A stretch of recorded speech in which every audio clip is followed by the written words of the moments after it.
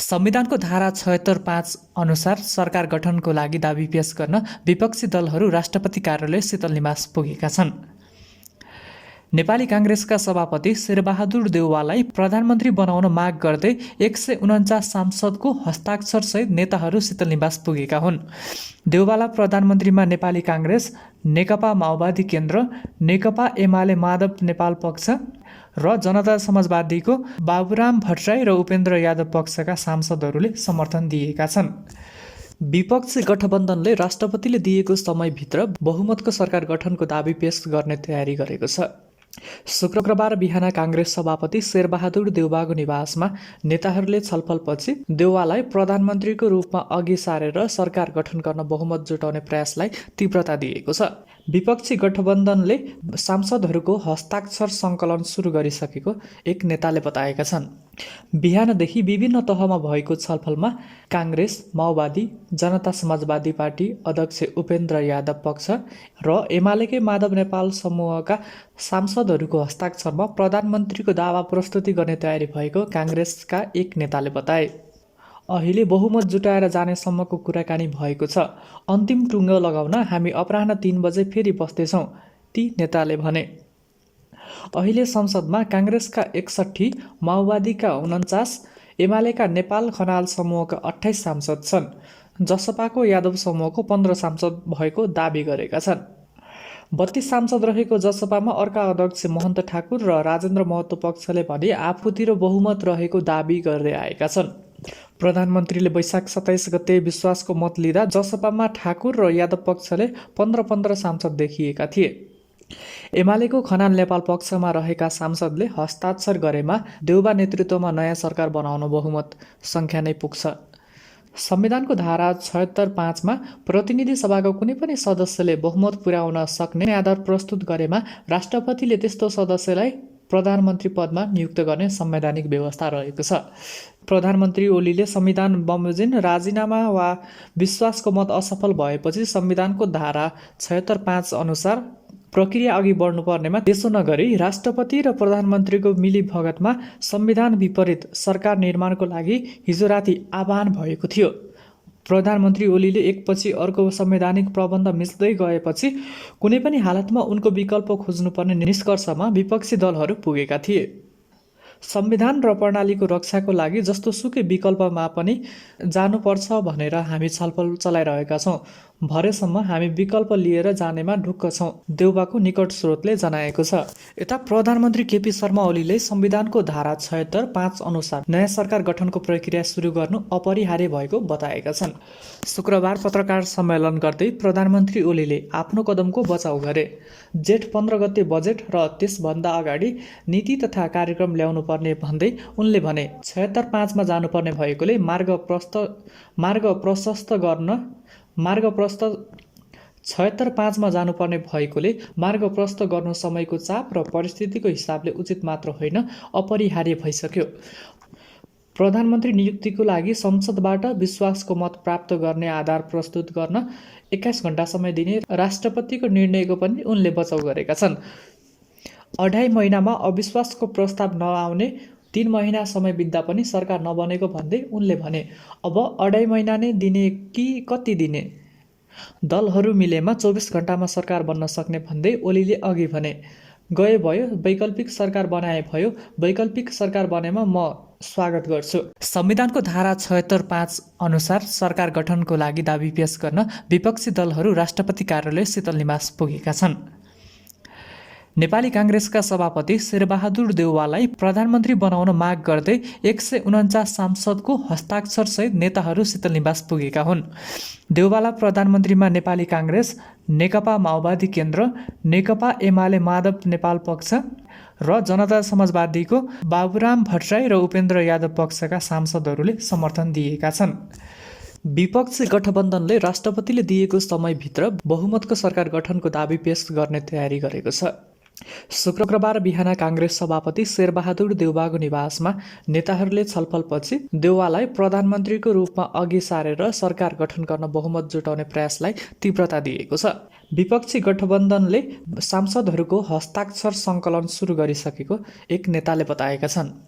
बिहानदेखि विभिन्न तहमा भएको छलफलमा काङ्ग्रेस, माओवादी, जनता समाजवादी पार्टी अध्यक्ष उपेन्द्र यादव पक्ष र एमालेकै माधव नेपाल समूहका सांसदहरूको हस्ताक्षरमा प्रधानमन्त्रीको दावा प्रस्तुति गर्ने तयारी भएको काङ्ग्रेसका एक नेताले बताए। अहिले बहुमत जुटाएर जानेसम्मको कुराकानी भएको छ। अन्तिम टुङ्गो लगाउन हामी अपराह्न 3 बजे फेरि बस्दैछौँ, ती नेताले भने। अहिले संसदमा काङ्ग्रेसका 61, माओवादीका 49, एमालेका नेपाल खनाल समूहका 28 सांसद छन्।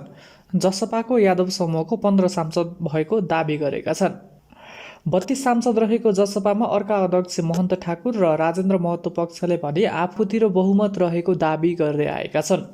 प्रधानमन्त्रीले वैशाख 27 गते विश्वासको मत लिँदा जसपामा ठाकुर र यादव पक्षले 15 सांसद देखिएका थिए। एमालेको खनाल नेपाल पक्षमा रहेका सांसदले हस्ताक्षर गरेमा देउबा नेतृत्वमा नयाँ सरकार बनाउन बहुमत सङ्ख्या नै पुग्छ।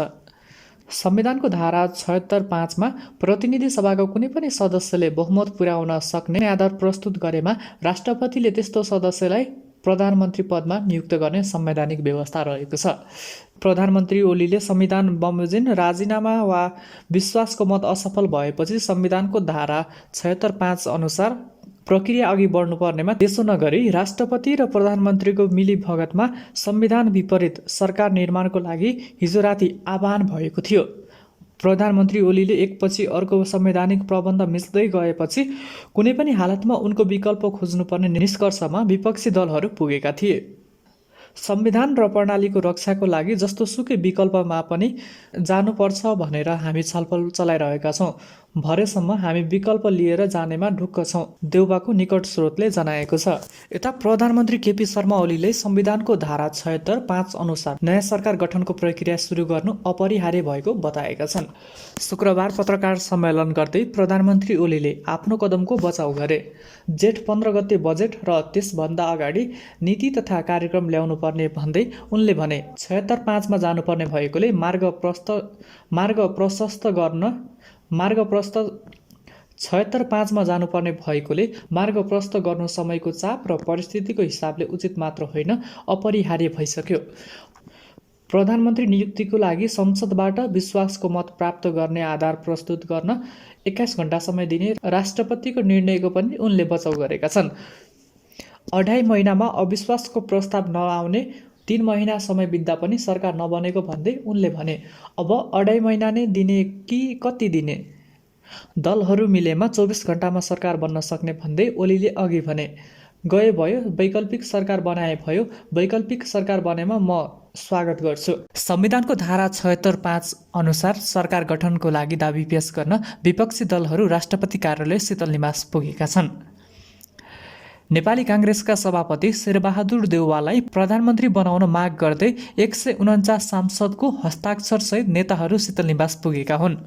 देउवालाई प्रधानमन्त्रीमा नेपाली काङ्ग्रेस, नेकपा माओवादी केन्द्र, नेकपा एमाले माधव नेपाल पक्ष र जनता समाजवादीको बाबुराम भट्टराई र उपेन्द्र यादव पक्षका सांसदहरूले समर्थन दिएका छन्। विपक्षी गठबन्धनले राष्ट्रपतिले दिएको समयभित्र बहुमतको सरकार गठनको दाबी पेश गर्ने तयारी गरेको छ। शुक्रबार बिहान काङ्ग्रेस सभापति शेरबहादुर देउवाको निवासमा नेताहरूले छलफलपछि देउवालाई प्रधानमन्त्रीको रूपमा अघि सारेर सरकार गठन गर्न बहुमत जुटाउने प्रयासलाई तीव्रता दिएको छ। विपक्षी गठबन्धनले सांसदहरूको हस्ताक्षर सङ्कलन सुरु गरिसकेको एक नेताले बताएका छन्। बिहानदेखि विभिन्न तहमा भएको छलफलमा काङ्ग्रेस, माओवादी, जनता समाजवादी पार्टी अध्यक्ष उपेन्द्र यादव पक्ष र एमालेकै माधव नेपाल समूहका सांसदहरूको हस्ताक्षरमा प्रधानमन्त्रीको दावा प्रस्तुति गर्ने तयारी भएको काङ्ग्रेसका एक नेताले बताए। अहिले बहुमत जुटाएर जानेसम्मको कुराकानी भएको छ। अन्तिम टुङ्गो लगाउन हामी अपराह्न 3 बजे फेरि बस्दैछौँ, ती नेताले भने। अहिले संसदमा काङ्ग्रेसका 61, माओवादीका 49, एमालेका नेपाल खनाल समूहका 28 सांसद छन्। जसपाको यादव समूहको 15 सांसद भएको दाबी गरेका छन्। 32 सांसद रहेको जसपामा अर्का अध्यक्ष महन्त ठाकुर र राजेन्द्र महतो पक्षले भने आफूतिर बहुमत रहेको दाबी गर्दै आएका छन्। प्रधानमन्त्रीले वैशाख 27 गते विश्वासको मत लिँदा जसपामा ठाकुर र यादव पक्षले 15 सांसद देखिएका थिए। एमालेको खनाल नेपाल पक्षमा रहेका सांसदले हस्ताक्षर गरेमा देउबा नेतृत्वमा नयाँ सरकार बनाउन बहुमत सङ्ख्या नै पुग्छ। संविधानको धारा 76(5) प्रतिनिधि सभाको कुनै पनि सदस्यले बहुमत पुर्याउन सक्ने आधार प्रस्तुत गरेमा राष्ट्रपतिले त्यस्तो सदस्यलाई प्रधानमन्त्री पदमा नियुक्त गर्ने संवैधानिक व्यवस्था रहेको छ। प्रधानमन्त्री ओलीले संविधान बमोजिम राजीनामा वा विश्वासको मत असफल भएपछि संविधानको धारा 76(5) अनुसार प्रक्रिया अघि बढ्नुपर्नेमा त्यसो नगरी राष्ट्रपति र प्रधानमन्त्रीको मिलीभगतमा संविधान विपरीत सरकार निर्माणको लागि हिजो राति आह्वान भएको थियो। प्रधानमन्त्री ओलीले एकपछि अर्को संवैधानिक प्रबन्ध मिच्दै गएपछि कुनै पनि हालतमा उनको विकल्प खोज्नुपर्ने निष्कर्षमा विपक्षी दलहरू पुगेका थिए। संविधान र प्रणालीको रक्षाको लागि जस्तो सुकै विकल्पमा पनि जानुपर्छ भनेर हामी छलफल चलाइरहेका छौँ। भरेसम्म हामी विकल्प लिएर जानेमा ढुक्क छौँ, देउबाको निकट स्रोतले जनाएको छ। यता प्रधानमन्त्री केपी शर्मा ओलीले संविधानको धारा 76(5) अनुसार नयाँ सरकार गठनको प्रक्रिया सुरु गर्नु अपरिहार्य भएको बताएका छन्। शुक्रबार पत्रकार सम्मेलन गर्दै प्रधानमन्त्री ओलीले आफ्नो कदमको बचाउ गरे। जेठ 15 गते बजेट र त्यसभन्दा अगाडि नीति तथा कार्यक्रम ल्याउनु पर्ने भन्दै उनले भने 76(5) मा जानुपर्ने भएकोले मार्ग प्रशस्त 76(5) मा जानुपर्ने भएकोले मार्ग प्रशस्त गर्नु समयको चाप र परिस्थितिको हिसाबले उचित मात्र होइन, अपरिहार्य भइसक्यो। प्रधानमन्त्री नियुक्तिको लागि संसदबाट विश्वासको मत प्राप्त गर्ने आधार प्रस्तुत गर्न 21 घण्टा समय दिने राष्ट्रपतिको निर्णयको पनि उनले बचाउ गरेका छन्। 2.5 महिनामा अविश्वासको प्रस्ताव नआउने 3 महिना समय बित्दा पनि सरकार नबनेको भन्दै उनले भने, अब 2.5 महिना नै दिने कि कति दिने? दलहरू मिलेमा 24 घण्टामा सरकार बन्न सक्ने भन्दै ओलीले अघि भने, गए भयो, वैकल्पिक सरकार बनाए भयो, वैकल्पिक सरकार बनेमा म स्वागत गर्छु।